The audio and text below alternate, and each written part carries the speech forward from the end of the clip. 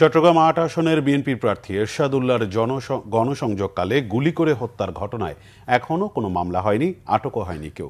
Killing মিশনে জড়িতদের শনাক্তে আলামত পাওয়া গেছে, দ্রুত ব্যবস্থা নেওয়া হবে বলে জানিয়েছেন সিএমপি কমিশনার। ঘটনার পর রাতেই Chattogram metropolitan police commissioner Hasib Aziz জানান, এই ঘটনায় বিএনপি প্রার্থী এরশাদ উল্লাহ টার্গেট ছিলেন না। টার্গেট ছিলেন পুলিশের তালিকাভুক্ত সন্ত্রাসী নিহত সারোয়ার বাবলা। নিহত সারোয়ার বাবলার প্রতিপক্ষের লোকজন নিয়ে হত্যাকাণ্ড ঘটিয়েছে বলে প্রাথমিক ধারণা পুলিশের। এদিকে গণসংযোগে গুলির ঘটনায় মামলার প্রস্তুতি চলছে বলে জানিয়েছেন বিএনপি নেতারা।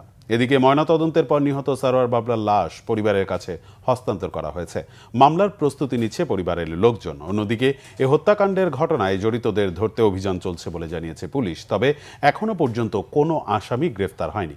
বুধবার সন্ধ্যায় মহানগরীর চালিতাতলী এলাকায় চট্টগ্রাম ৮ আসনে বিএনপির মনোনীত প্রার্থী এরশাদ উল্লাহর সাথে প্রচারণায় অংশ নেন পুলিশের তালিকাভুক্ত সন্ত্রাসী সারোয়ার বাবলা।